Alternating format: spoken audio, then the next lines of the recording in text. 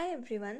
तो पिछले लेक्चर में हमने मेटेलिक कंडक्टेंस क्या होती है, इलेक्ट्रोलिटिक कंडक्टेंस क्या होती है, हमने इसके बारे में पढ़ा था, उनके डिफरेंसेस भी पढ़े थे और देखा था कि इनमें इलेक्ट्रॉन का फ्लो किस तरह से होता है। अब हम कुछ एक टर्म्स को देखेंगे जैसे रेजिस्टेंस, कंडक्टेंस एंड देखेंगे कि किस तरह से हमारा इलेक्ट्रोलिटिक कंडक्टेंस का जो फॉर्मूला बनता है वो क्या बनता है। ठीक है, तो सबसे पहले हम शुरू करते हैं रेजिस्टेंस। सबने देखा, फिजिक्स में सबने पढ़ी होगी। ठीक है, रेजिस्टेंस होता है ओपोजिशन। ठीक है, कि जैसे कुछ चीज़ अगर मैं डेली लाइफ से वो करूं, ठीक है, कंसिडर करूं कि कोई चीज़ जा रही है, उसके बीच में आपने ऑब्स्टेकल लगा दी। ठीक है, क्योंकि करंट तो किसी ने नहीं देखा, तो करंट को समझने के लिए बहुत थोड़ी दिक्कत आती है, तो हम रियल लाइफ से हम उसको डील करेंगे, क्योंकि रेजिस्टेंस हमने करंट के फॉर्म में ही पढ़ा है इन फिजिक्स। ठीक है, तो कई बार बच्चों को समझ नहीं आता कि current opposition to the flow of current. ठीक है, एक तरह से हमारा जैसे कोई चीज़ जा रही है, ठीक है, तो बस उसके बीच में हमने एक अड़चन लगा दी, उसको वो होती है जैसे हमने पत्थर लगा दिया गाड़ी के बीच में, तो पत्थर क्या काम करेगा, एक रेजिस्टेंस की तरह काम करेगा। ठीक है, अगर हम समझे तो रेजिस्टेंस क्या होती है, अगर हम डेफिनेशन देखें, opposition to the flow of current.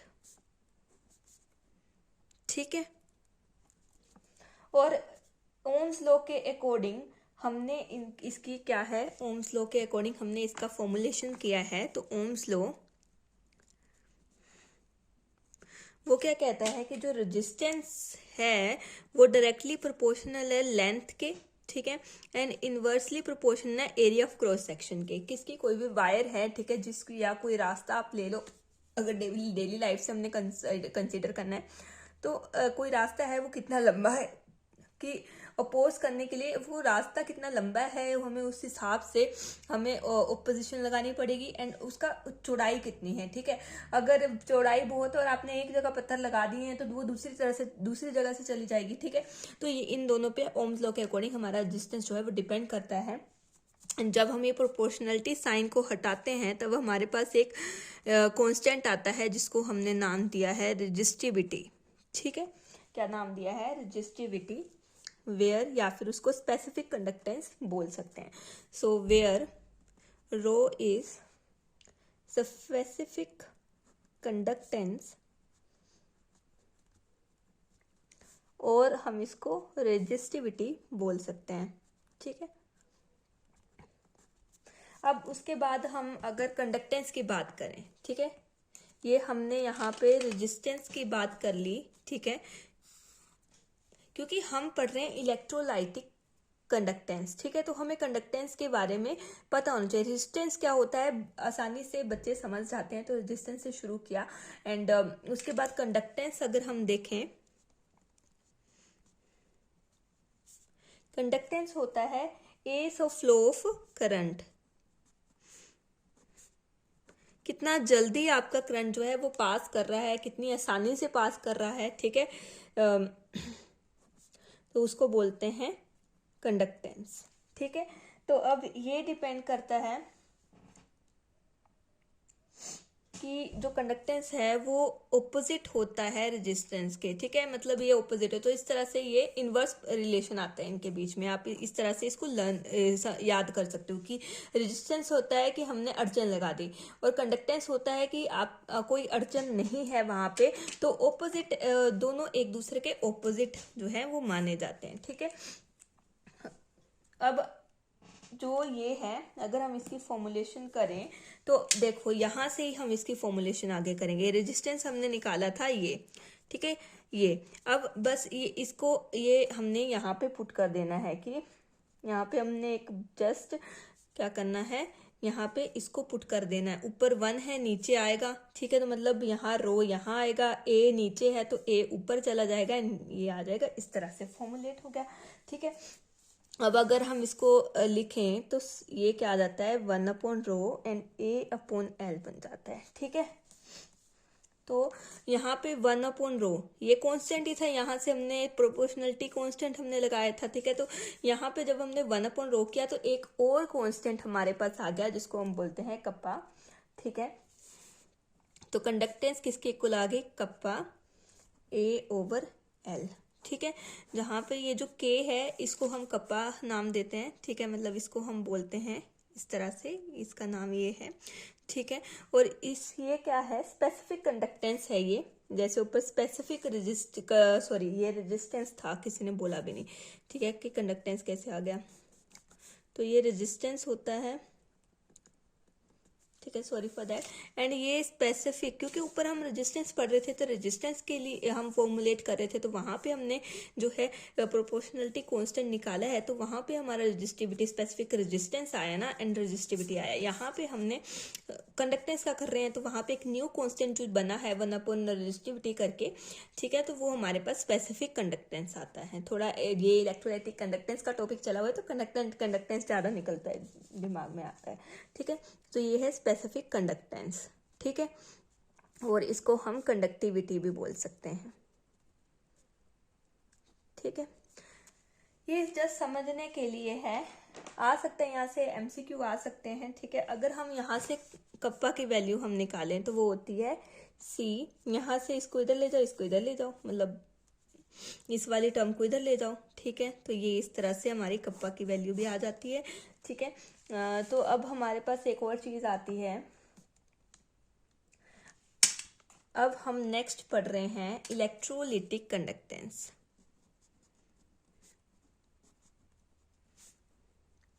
ठीक है, आई होप आपको क्लियर होगा। यहाँ पे थोड़ा स्क्रीन आपको पेज, आई थिंक आपको पूरा क्लियर होगा जो मैं लिख रही हूँ। तो यहाँ पे सबसे पहले हमने क्या किया है, हमने रेजिस्टेंस समझी है। ठीक है, जो हम फिजिक्स में भी पढ़ते आए हैं। ठीक है, पढ़ रहे हैं, 12th में चैप्टर है। ठीक है, एंड उसके बाद हमने कंडक्टेंस के फॉर्मुलेट किया। ठीक है, तो उसमें हमने एक नया कांस्टेंट निकाला, कप्पा बोलते हैं उसको, के स्पेसिफिक कंडक्टेंस होता है। अब हम जो हमारा मेन टॉपिक है दैट इज इलेक्ट्रोलिटिक कंडक्टेंस, हम उसकी तरफ जो है वो बढ़ते हुए नजर आ रहे हैं। ठीक है, आपको नजर आ रहे हैं। ठीक है, करते हैं अब इलेक्ट्रोलिटिक कंडक्टेंस हमने पहले बोला, जब हमने समझा था कि हमने बीकर में इस तरह से इलेक्ट्रोड लिए हैं। ठीक है, और हमने इनको क्या किया है, बैटरी से एक सोर्स, ठीक है, इलेक्ट्रॉन सोर्स से हमने ज्वाइन कर दिया। अब देखो, अब यहाँ पे क्या है, इसकी हाइट हम ले लेते हैं, h हाइट है कोई। ठीक है, एंड ये जो है ये इसकी L लेंथ, इसकी कि इतना बीकर का इतना ये है। ठीक है, उसके बाद हमने बोला था कि जो पिछले लेक्चर में हमने काफ़ी अच्छे से इनको समझा है कि जब हम बीच में कुछ भी हम स्पेस रखते हैं, फ्री स्पेस रखते हैं, तो यहाँ पे अगर आप हाथ डालोगे तो आपको झटका नहीं लगेगा, क्योंकि यहाँ पे आगे सर्किट जो है वो कंप्लीट नहीं है। आपने ये नहीं करना, बीकर को टच नहीं करना, ना ही इलेक्ट्रोड को टच करना है, बस आपने फ्री स्पेस में अपना हाथ रखना है, तो झटका नहीं लगेगा। क्योंकि आगे कंडक्टेंस करने के लिए कोई आपका मीडियम नहीं है। लेकिन जैसे ही आप इसमें इलेक्ट्रोलाइट डाल देते हो, ठीक है, इलेक्ट्रोलाइट आपने डाल दिया, जैसे KCl डाल दिया, तो वो आयंस बनाएंगे, K पॉजिटिव Cl नेगेटिव। ठीक है, बनाएंगे। तो अब क्या होगा कि यहाँ पे आयंस का मीडियम मिल गया चार्ज को ट्रैवल करने के लिए, क्योंकि इन मेटल के आयंस के ऊपर भी एक पर्टिकुलर चार्ज है, तो एक मीडियम मिल गया हमारा कि सर्किट कंप्लीट करने के लिए। ठीक है, अब ये मैंने बताया। अब यहाँ पे हमें पता है एरिया क्या हो जाता है, लेंथ इंटू ब्रेड, क्योंकि अगर हम इसको रेक्टेंगुलर टाइप माने तो लेंथ इंटू हाइट जो है एरिया इसका आ जाता है। ठीक है, अब हमने रेजिस्टेंस को क्या बोला था कि वो L/A है, कुछ ऊपर बोला था। ठीक है, और उसको जब हमने ये निकाला था, ये इस तरह से रेजिस्टिविटी कांस्टेंट आ चुका था, स्पेसिफिक रेजिस्टेंस ये निकाला था। और हमने कंडक्टेंस का भी ऊपर निकाला है, जस्ट अभी निकाला है, conductance is equal to kappa A/L। ठीक है, इस तरह से हमने निकाला था। ठीक है, तो फॉर इलेक्ट्रोलाइट कंडक्टेंस, ठीक है, इलेक्ट्रोलाइट कंडक्टेंस में ये इसको, इस वाले टर्म को क्या बोलते हैं, L/A को, इसको कहते हैं सेल कांस्टेंट। ठीक है, इलेक्ट्रोलाइट कंडक्टेंस में। ठीक है, अगर हम इसको इलेक्ट्रोलाइट कंडक्टेंस की बात करें, थोड़ा आप कोऑपरेट करिए and please like subscribe my channel. अगर आपको अच्छा लगता है जो मैं पढ़ा रही हूँ, तो मैं कहाँ थी, मैं यहाँ थी कि फॉर इलेक्ट्रोलाइटिक कंडक्टेंस हमारे पास, अगर मैं लिखूँ इलेक्ट्रोलाइटिक कंडक्टेंस की बात करें, तो वहाँ पे क्या है, L/A जो है वो अगर हम x के इक्वल ले लें तो उसको हम बोलेंगे सेल कांस्टेंट। ठीक है, मीन्स ये जो L/A जो टर्म है वो सेल के ऊपर डिपेंड कर रही है कि आपके जो सेल की किस तरह की डायमेंशंस हैं। ठीक है, अगर आप कोई अलग डायमेंशंस का ले लेते हो तो आपका ये क्या कर जाता है, चेंज कर जाता है। ठीक है, मतलब ये है, ये जो सेल कांस्टेंट है ये है सेल डिपेंडेंट।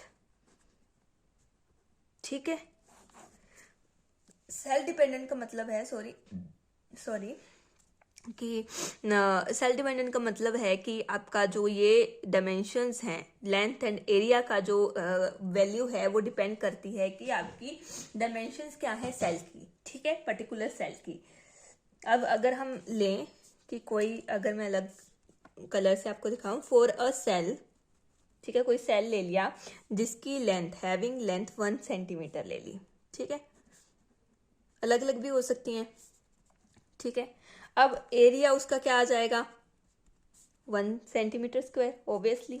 ठीक है, एंड तो कप्पा क्या हो जाएगा उसका, देयरफॉर जो कप्पा है, हमने कप्पा की यहाँ पे अभी निकाली है कि CL/A। ठीक है, तो C हमने क्या किया, C को C पुट कर दो। ठीक है, एंड हमारे पास लेंथ आ गई 1 और एरिया भी आ गया आपका 1। ठीक है, इस तरह से। ठीक है, तो हमारे पास क्या आ जाएगा, कप्पा इज इक्वल टू ये आ जाएगा। ठीक है, आपके पास ये आ गई, तो अब हम यहाँ से कप्पा को डिफाइन कर सकते हैं। ठीक है, मतलब स्पेसिफिक कंडक्टेंस को हम डिफाइन कर सकते हैं यहाँ से। ठीक है, यहाँ से अब स्पेसिफिक कंडक्टेंस क्या है, specific conductance is conductance of electrolyte having a volume of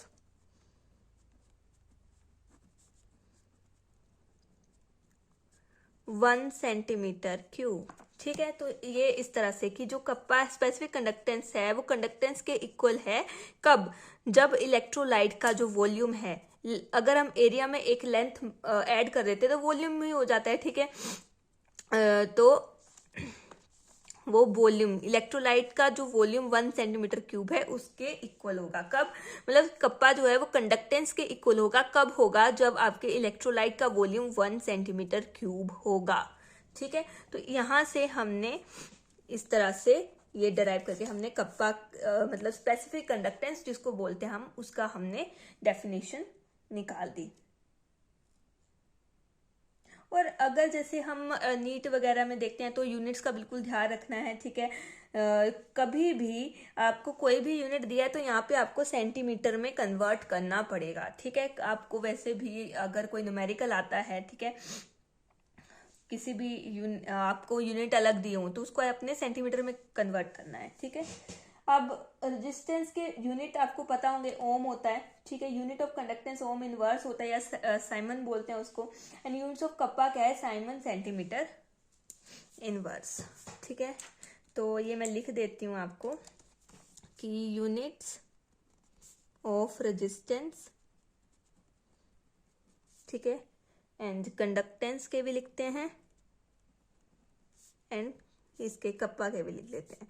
ठीक है, इसका ओम इस तरह से भी लिख देते हैं और इसको इस तरह से भी लिख देते हैं। ठीक है, इसको हम ओम इनवर्स लिखते हैं।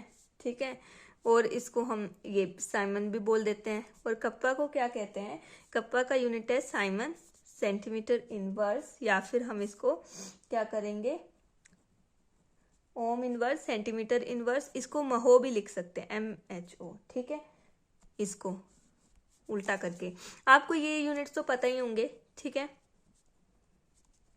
तो ये इस तरह के इसके यूनिट्स हैं। ठीक है, इसको मैं अलग आपको बॉक्स बना देती हूँ ताकि क्लियरेंस हो जाए, एंड आपको अगर आप नोट्स बना रहे हैं तो आपको दिक्कत ना आए। ठीक है, आप भी इस तरह से कलरफुल नोट्स बनाओगे ना अलग अलग कलर से, तो आपको पढ़ने में मजा आएगा, आपको ये रिमेम्बरेंस भी रहेगी, अच्छा यहाँ पे मैंने इस कलर से इस तरह से, ठीक है, बनाया था। मैं अपने नोट्स जो है जैसे कोचिंग के बेसिकली, जैसे ट्यूशन के, कोचिंग के, या आगे चल के हायर एजुकेशन में आप कलरफुल बनाओगे तो अच्छा रहेगा, ठीक है। बाकी स्कूल्स वगैरह में तो चेकिंग होती है कॉपीज की, तो वो तो आपको उसी सीक्वेंस में लिखना पड़ता है, ब्लैक एंड ब्लू में, ठीक है। तो वो तो सही नहीं है, ठीक है, वो तो उतना ही है। आप स्केचेस वगैरह यूज कर सकते हो, ब्लू स्केच, ब्लैक स्केच, बस स्कूल वाले। अब हमने, अगर हम बात करें, जैसे हम टाइप्स ऑफ कंडक्टिविटी और कंडक्टेंस की बात करते हैं, इलेक्ट्रोलिटिक कंडक्टिविटी और इलेक्ट्रोलिटिक कंडक्टेंस की ही बात कर रहे हैं हम आगे, ठीक है। अब इसके आगे हमने अभी तक आपको ये सेल कांस्टेंट ये कहाँ से आया था, हमने रेजिस्टेंस से लिया है, ठीक है। हमने रेजिस्टेंस से यहाँ से लिया है, ठीक है। ये फॉर्मुलेट करते गए हमने फिजिक्स के जो रेजिस्टेंस है वहां से हमने ये चीज उठाई, and we come to the electrolytic conductance, and हमने उसका निकाला, एंड हमने बोला जो ये L/A for the electrolytic conductance है वो सेल के ऊपर डिपेंडेंट है, कि जो आपका सेल है पर्टिकुलर, ठीक है, उसकी डायमेंशंस क्या है, एंड उसमें आपका जो इलेक्ट्रोलाइट आपने डाला है उसका वॉल्यूम कितना है, उसके ऊपर भी डिपेंड करता है सारा, ठीक। इस तरह से हमने लेंथ एंड एरिया को 1 लेके हमने स्पेसिफिक कंडक्टेंस को हमने कंडक्टेंस के इक्वल करके बताया, एंड यही आपका ये डेफिनेशंस में भी आ सकता है, लेकिन यहाँ पे हमने कंडक्टेंस के इक्वल कब बताया, जो 1 सेंटीमीटर क्यूब वॉल्यूम जो है इलेक्ट्रोलाइट का हमारे पास होता है सेल में। उसके बाद हमने यूनिट्स की बात की। अब हम चलते हैं टाइप्स ऑफ इलेक्ट्रोलिटिक कंडक्टेंस, ठीक है। अब हम नेक्स्ट टॉपिक पे चल पड़ते हैं, जो है टाइप्स ऑफ इलेक्ट्रोलिटिक कंडक्टेंस, ठीक है। कि अब ये कितनी तरह की होती हैं, ये होती हैं हमारी बेसिकली 3 तरह की। इसमें आता है स्पेसिफिक कंडक्टेंस, ठीक है, एंड सेकंड आ जाता है जिसको हमने कब का नाम दिया था, मोलर कंडक्टेंस, ठीक है, जिसको हमने लैम्डा एम नाम दिया है, ठीक है। एंड आता है इक्विवेलेंट, स्पेसिफिक तो हो गया है आगे, इक्विवेलेंट कंडक्टेंस, ठीक है। तो ये 3 अब इनमें से इसको हम डिफाइन कर चुके हैं, और इन दोनों को हमने अभी आगे पढ़ना है, ठीक है, इसको हमने आगे पढ़ना है। तो नेक्स्ट हम चलते हैं मोलर कंडक्टेंस की तरफ, ठीक है। तो मोलर कंडक्टेंस,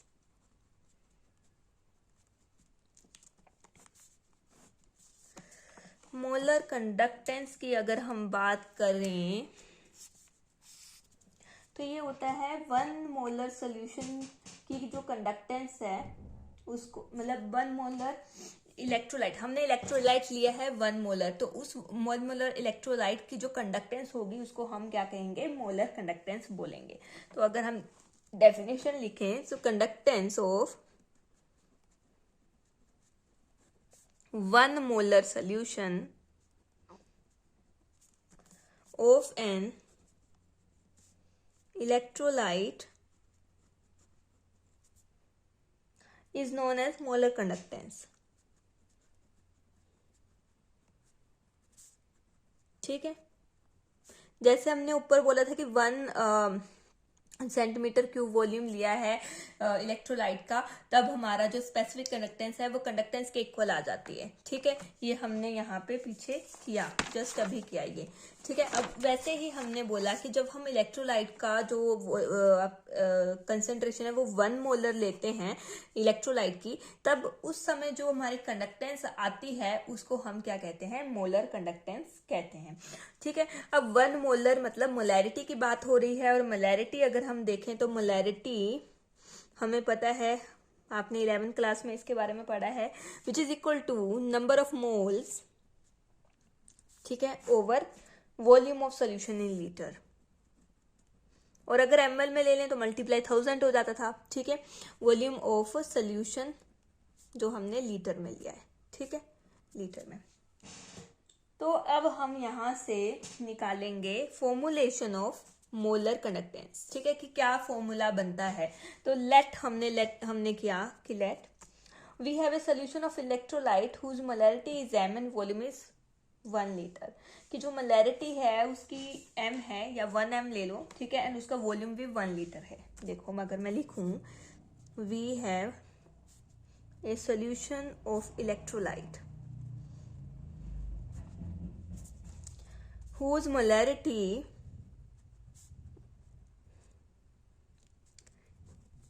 m है, ठीक है, सॉरी इसको m ध्यान में, एंड जो वॉल्यूम है इज 1 लीटर, ठीक है।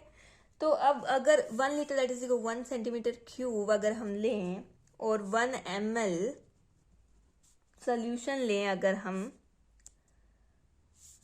कंडक्टेंस की बात करें, 1 सेंटीमीटर क्यूब और 1 ml की कंडक्टेंस की बात करें तो हमने पीछे ही बताया कि जब 1 सेंटीमीटर वॉल्यूम होता है, सॉरी 1 सेंटीमीटर क्यूब वॉल्यूम होता है, तो जो कंडक्टेंस है वो स्पेसिफिक कंडक्टेंस के इक्वल हो जाती है, कप्पा के इक्वल हो जाती है, ठीक है। तो इसकी जो कंडक्टेंस है that is equal to kappa, ठीक है, पीछे ही हमने किया, ठीक है। अब अगर हम 1000 सेंटीमीटर क्यूब और 1000 ml की बात करें, उसकी कंडक्टेंस की बात करें, ठीक है, तो वो मतलब 1000 से मल्टीप्लाई हो जाएगा, ठीक है, इतने गुना हो जाएगी, एक की इतनी है तो 1000 की इतने 1000 कप्पा हो जाएगी, और ये 1000 मतलब 1 लीटर की बात आ गई अब, ठीक है। अब हमारे पास in 1 litre there are m moles of electrolyte, ये हम ऊपर ले चुके हैं कि 1 लीटर में m मोल्स ऑफ इलेक्ट्रोलाइट है, ठीक है। अगर मैं अलग कलर से आपको बता दूं, ठीक है, एंड वी टेक, यहाँ ही हमने ऊपर लेट किया है कि 1 लीटर में हमारे m मोल्स इलेक्ट्रोलाइट है, ठीक है, कि in 1 litre there are m moles of electrolyte, ठीक है। अब हमारे पास है, कैसे आया, हमने इसमें पुट किया, वॉल्यूम हमने 1 लीटर लिया हुआ है, इधर n है और ये m है, तो नंबर ऑफ मोल्स किसके हो गए, m के इक्वल हो गए, ठीक है। आगे समझ, कईयों को ये कंफ्यूजन हो जाती है कि अच्छा अब यहाँ पे मोल्स m मोल्स कैसे ली ले, ऊपर तो मोलैरिटी ली थी, तो ये हमने क्या किया है, मोलैरिटी के फॉर्मूला में हमने ये वैल्यू पुट की है, वॉल्यूम 1 लीटर लिया हुआ है एंड मोलैरिटी हमने m ली हुई है, तो नंबर ऑफ मोल्स जो हैं ये नीचे 1 आ गया, तो नंबर ऑफ मोल्स जो हैं वो m के इक्वल आ गए, ठीक है। तो इस तरह से लिए, तो अब हमने क्या किया है, m मोल्स ऑफ इलेक्ट्रोलाइट की कंडक्टेंस हम देखेंगे। अब मतलब अब 1 लीटर मतलब m मोल्स ऑफ इलेक्ट्रोलाइट होंगे ना इसके, तो इस फॉर्म में लिख दिया। अब m moles of electrolyte conductance, तो वो क्या हमने ली थी, 1 litre that is equal to, अब ये सेम ही आ गया, 1 लीटर में m मोल्स है, अब हमने 1 लीटर की जगह m मोल्स ले लिए, तो वही आ जाएगा कप्पा इंटू 1000, ठीक है। अब यहाँ पे m मोल्स है, 1 मोल की कितनी आएगी, 1 मोल की ये नीचे आ जाएगा। ये तो सिंपल आपकी कैलकुलेशन है अगर आप ध्यान में रखें इनको, ठीक है। तो इसी को बोलते हैं, हमारे को 1 मोल ऑफ इलेक्ट्रोलाइट की आपने निकाली, तो दिस इज हमारे पास ये आ गई मोलर कंडक्टेंस, इसी को हम बोलते हैं मोलर कंडक्टेंस, ठीक है। ये हमारी मोलर कंडक्टेंस हम निकल के आ गई। मोलर कंडक्टेंस हमने क्या बोली थी, conductance of 1 molar solution of an electrolyte is known as, यहाँ पे सोल्यूशन की 1 मोलर सोल्यूशन की हमारे पास कंडक्टेंस का फॉर्मुलेशन आ चुकी है, तो दिस इज मोलर कंडक्टेंस। अगर हम यूनिट्स की बात करें, यूनिट्स की बात करें तो हमारे पास पूछ लेते हैं एमसीक्यू में, ठीक है, कई बार, तो साइमन सेंटीमीटर इनवर्स इसको, और हमने जब नीचे किया मोल पर सेंटीमीटर, इसी में पुट करा है हमने, ठीक है। तो हमारे पास इसके यूनिट्स निकल के आते हैं Simon centimetre square mole inverse, ठीक है। तो ये इसके यूनिट्स हमारे निकल के आते हैं, ये यूनिट्स हो गए, ठीक है।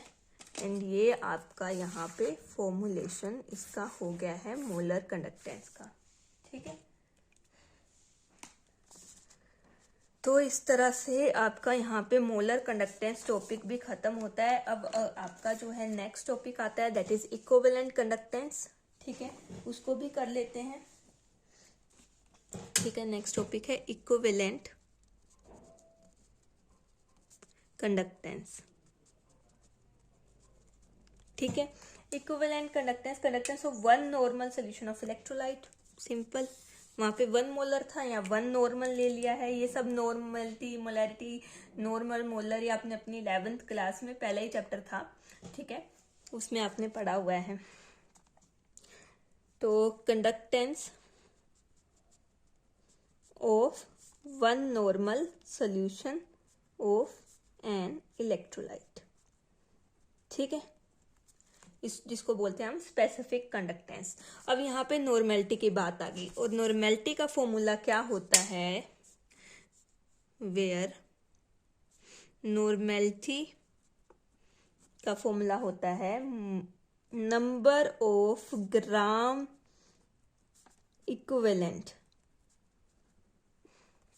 Of solute over volume of solution.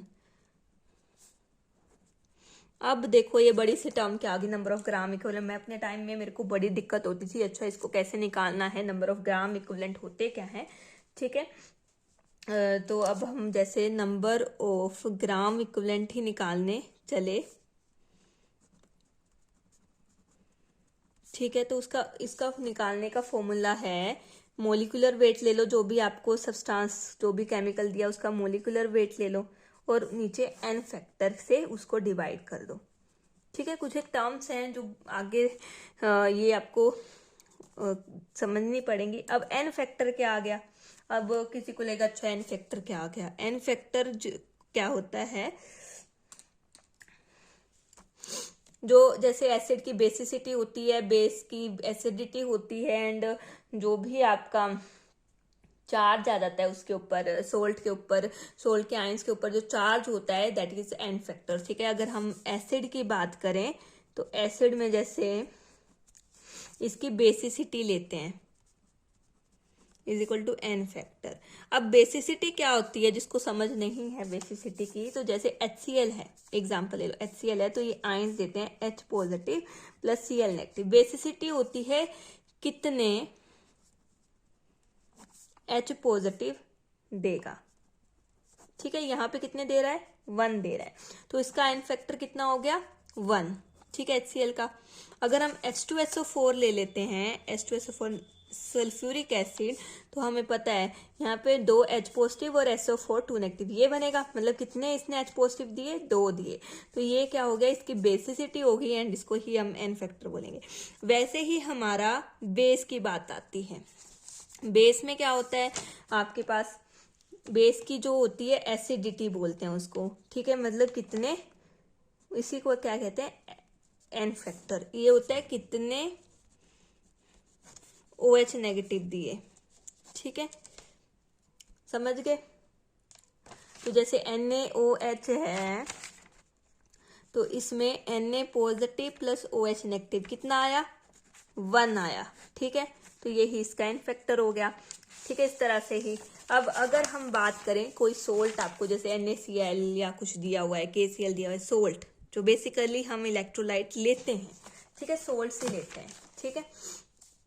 तो सोल्ट्स में क्या करेंगे, जो पॉजिटिव चार्ज, मतलब सोल्ट्स में जैसे KCl है, K पॉजिटिव, तो पॉजिटिव चार्ज या तो आप पॉजिटिव चार्ज को ले लो या नेगेटिव चार्ज को ले लो, किसी एक को पकड़ लो, ठीक है। मैं पॉजिटिव चार्ज को पकड़ती होती हूँ, तो टोटल पॉजिटिव चार्ज, ठीक है, या फिर आप टोटल नेगेटिव चार्ज को ले लो।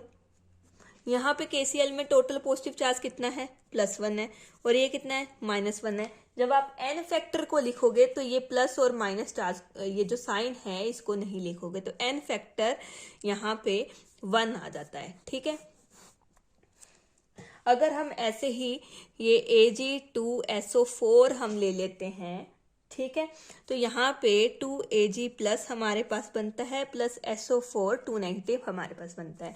तो यहाँ पे टोटल एक, यहाँ पे कितने Ag हैं, यहाँ पे 1 Ag प्लस, ठीक है, टोटल कितना आ गया, ठीक है, टोटल आ गया 1 + 1 दैट इज 2, तो यही इसका n फैक्टर आ गया।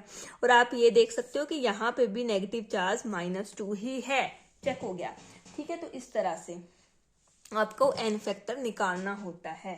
ठीक है, तो अब हमने क्या करना है, ये n फैक्टर आ गया तो अब हम क्या करेंगे, मोलिकुलर वेट को इस n फैक्टर से डिवाइड कर देंगे और डिवाइड करके जो आएगा वो आएगा number of gram equivalent of the solute. ठीक है, फिर हम उसको यहाँ पे पुट कर देंगे and then volume of solution तो हमारे पास होता ही है and then we find out the normality. ये आपने 11th में किया होगा लेकिन मैंने आपको फिर से समझा दिया। अब हमारे पास क्या है, वैसे ही हमने लेट किया, we have a solution of normality क्या हो गई n। ठीक है, ये हमने लेट कर लिया। अब यहां से हमें क्या पता चला, दिस मीन्स 1 लीटर सॉल्यूशन में n इक्विवेलेंट इलेक्ट्रोलाइट हुए। ठीक है, इतने n इक्विवेलेंट क्या हो गए इलेक्ट्रो 1 लीटर में। ठीक है, और हम लिख सकते हैं कि 1000 ml में, ठीक है, n इक्विवेलेंट इलेक्ट्रोलाइट। कैसे किया हमने, नॉर्मेलिटी का जो ये फॉर्मूला है इसमें इसको 1 लीटर पुट करके यहाँ पे लीटर लिखो। ठीक है, एंड यहाँ पे हमने नंबर ऑफ ग्राम इक्विवेलेंट को नॉर्मेलिटी के इक्वल कर दिया और नॉर्मेलिटी कितनी थी, n हमने ली थी, तो gram number of gram equivalent n के इक्वल आ गए। तो उसी को हमने मॉडिफाई करके लिख दिया कि 1 लीटर सॉल्यूशन में हमारे पास n इक्विवेलेंट इलेक्ट्रोलाइट हैं। वैसे 1 लीटर को 1000 ml करके लिख दिया। अब यहाँ से हमने क्या किया, 1 ml सॉल्यूशन की कंडक्टेंस समझने के लिए है, पेपर में मत ऐसे हिंदी इंग्लिश कर देना। ठीक है, बोर्ड वाले उसमें बोल रही हूँ, उसमें आपको पूरी लाइन बना के लिखनी पड़ेगी। ठीक है, 1000 ml की कंडक्टेंस जैसे पीछे किया था, कप्पा इंटू 1000। ठीक है, और यहाँ से हमने 1000 ml में कितने हैं, n इक्विवेलेंट इलेक्ट्रोलाइट है, तो n इक्विवेलेंट इलेक्ट्रोलाइट की कंडक्टेंस कितनी आ गई, हमने ये कप्पा इंटू 1000 जो निकाली है। ठीक है, सॉरी पेज, ठीक है, कप्पा इंटू 1000 निकाली है। ठीक है, एंड उसके बाद हमारे पास क्या आ गया, हमने 1 नॉर्मल इक्विवेलेंट इलेक्ट्रोलाइट की जो हमने निकालनी है तो वो आ जाएगी कप्पा इंटू 1000 अपॉन n, और यही क्या हो जाती है, हमारी इक्विवेलेंट कंडक्टेंस हो जाती है इस तरह से। ठीक है, तो ये हमने दोनों हमारी कर ली हैं, जो तीनों स्पेसिफिक कंडक्टेंस हमने पहले बता दी थी। ठीक है, स्पेसिफिक कंडक्टेंस हमने पहले कर ली थी, मोलर कंडक्टेंस है, इक्विवेलेंट कंडक्टेंस हमने अब कर ली। And with this today's lecture is over. Thank you.